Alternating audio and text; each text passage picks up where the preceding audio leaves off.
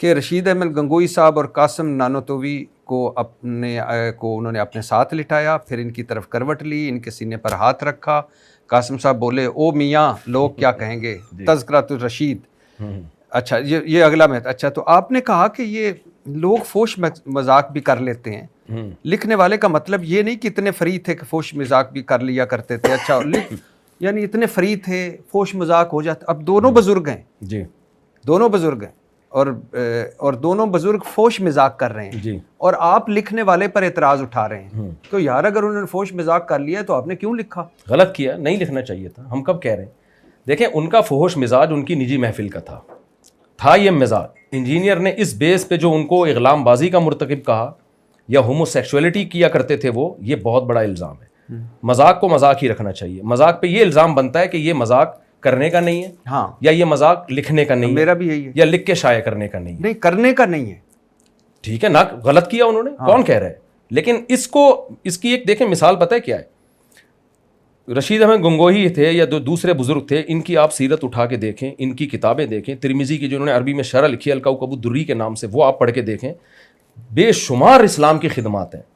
ایک شخص کسی شہر میں جاتا ہے، مولانا ابو الحسن علی ندوی نے بڑا دلچسپ واقعہ لکھا ہے. ایک شخص کسی شہر میں جاتا ہے، دیکھتا ہے وہاں خوبصورت باغات ہیں، خوبصورت چشمے ہیں، بڑے بنگلے ہیں، اور ہسپتال ہیں، اور اسکول ہیں، اور پولیس کا ایک خوبصورت نظام ہے، 20 چیزیں. 2 جگہ اسے نظر آیا گٹر کے ڈھکن نہیں ہے، گٹر ابل رہے ہیں.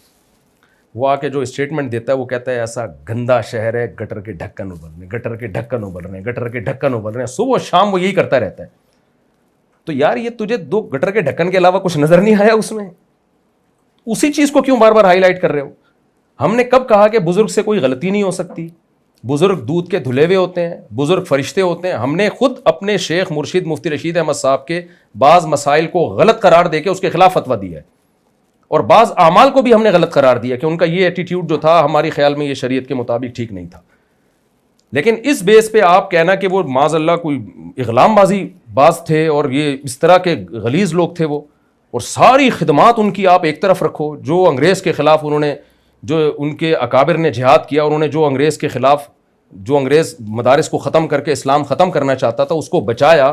پوری دنیا میں دینی مدارس کا ان کے شاگردوں نے جال بچھایا. ان کی اگر میں سیرت پہ کہنا چاہوں 2-4 گھنٹے بھی کم ہے، تو اس میں آپ کو صرف ایک یہی واقعہ نظر آ رہا ہے، اور ہم اس واقعے کو ڈیفینڈ نہیں کر رہے. ہم کہہ رہے ہیں نہیں کرنا چاہیے تھا ایسا مذاق، اور اگر کر لیا تھا تو نجی محفل کی ایک بے تکلفی تھی، تو اس کو لکھنا نہیں چاہیے تھا. لکھ دیا تو شائع نہیں کرنا چاہیے تھا، تو ختم ہو گئی بات. میرا خیال آپ نے ویسے اس اپنے ویڈیو کلپ میں یہ نہیں کہا کہ ان کو ایسا مذاق نہیں کرنا. آپ نے لکھنے والے پہ جو مجھے اعتراض تھا جی، میں اس کے حق میں، مجھے دونوں میرے لیے قابل احترام بزرگ ہیں، لیکن آپ کو وہاں یہ کہنا چاہیے تھا کہ یہ فوش مذاق بھائی نہ کرو. لے مین بیٹھے ہوتے ہیں نا آپ کے سامنے. تو وہ آئندہ میں انشاءاللہ یہ بھی کہہ دیا کروں گا. آپ تو کہہ دیا نا آپ کے چینل پہ. ٹھیک ہے.